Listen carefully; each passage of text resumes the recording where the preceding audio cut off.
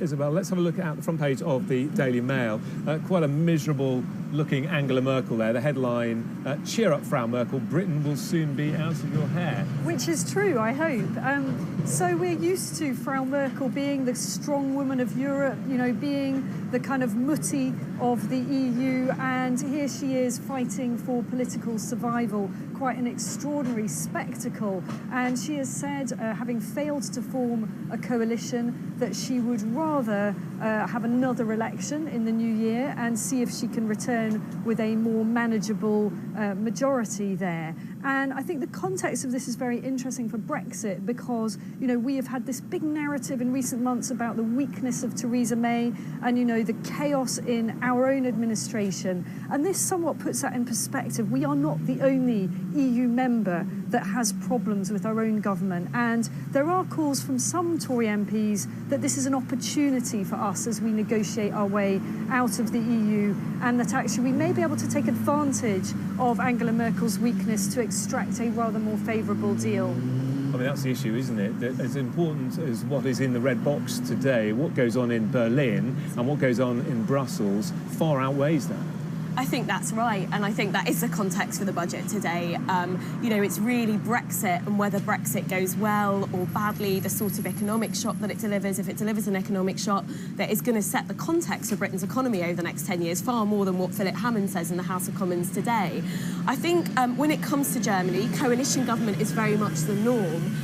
Because of Germany's proportional representation electoral system. And picked up in The Guardian, which is a story you've picked, Exactly. And I think the problem for Merkel is that some of her normal coalition partners, particularly the FDP, are not playing along. So she does look like she's between a rock and a hard place in some ways. She's either going to have to persuade, you know, the SDP, the centre-left party, to come into a grand coalition with her, which they're not keen on, or it looks like she's going to have to go to election again. I'm not sure I agree with the Tory MPs who are saying that this is an opportunity for Britain, though. I suspect that we would get a better deal if Germany was sort of in a stronger position, if there was a more cohesive position in Europe.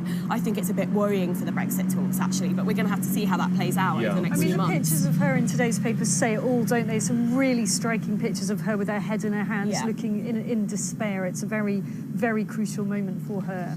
Talking about striking pictures, Isabel, we must talk about Zimbabwe, and that story is on many of the front pages, those remarkable scenes from yesterday.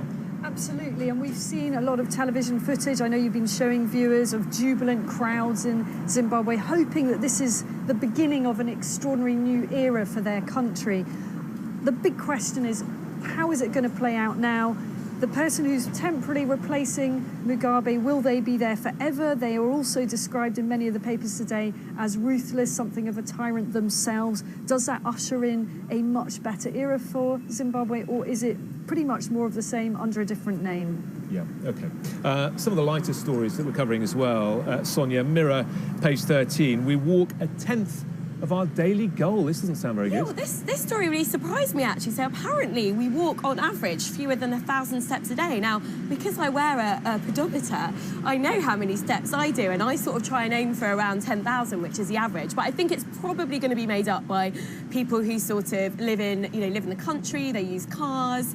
Maybe they're quite sedentary, but fewer than 1,000 steps a day. People probably walk more. Maybe that's true, actually. We have dogs in the country, actually. We have to walk places, not just jump on the tube. Sonia, I don't know whether you know, but she quite often paces around the Sky Studios just to get up to her target. To get up my daily average, yes, exactly. A lot of people do that, don't they? They sort of get up extra early just to make sure that they're beating their friends who are using the same app in terms of number of steps that they've done. Getting up early might be a step too far. Yeah, that might be a step too far, except for in a morning like this, of course. But I do think anything that sort of boosts sort of people's propensity to exercise, any psychological tricks you can use, like setting daily targets, it's actually, a pretty good thing. Well, I'll tell you what, diesel car owners might want to start walking a bit more, because that's something that could well be targeted by the chance a bit later. Have you? Yeah. Not good. Ditch it and get walking.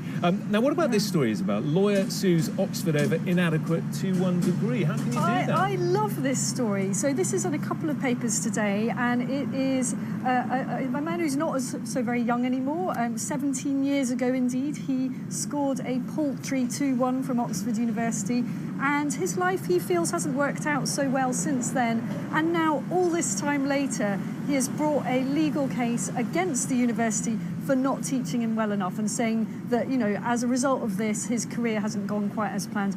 Utterly ridiculous case in my view. I cannot believe it's being given any kind of legal airtime, but there we go. I think he's got zero chance of success. I mean, I think, Sonia, surely that if you get your result after your degree and you're not happy with it, that's the moment that you go and complain and ask for a remark. Or isn't it the moment you wish you'd revised a bit more? Yeah. You know, I mean, it's not someone else's fault. There's usually. probably a bit of that. I mean, I think, yes, absolutely, it's a very long time ago. On a more serious note, though, I suppose, students are paying £9,000 a year for their degrees today. They weren't 17 years ago. So I think some students may quite rightly feel that they're not getting adequate levels of good enough teaching when they're paying that sort of fee. So I suspect we may be seeing a few more of these sorts of cases in the future, but I would hope that you would see it more quickly after people get their degree rather than sort of 20 years later down the road. Do you think we'll get any help for students today from the Chancellor? Well, the government has already introduced some sort of, again, quite incremental measures. So they've increased the threshold at which, or they've said they're going to increase the threshold at which students start repaying their loans. There may be the odd thing or two, but it hasn't really been briefed, actually. So I think it's tinkering around the edges. You know, the scale of the problem is so vast, and I don't think the Chancellor has the room for manoeuvre there. No. OK. Isabel, Sonia, thank you very much. Do stay with us. We'll see you again next hour. Very mild down here in Westminster. Surprise.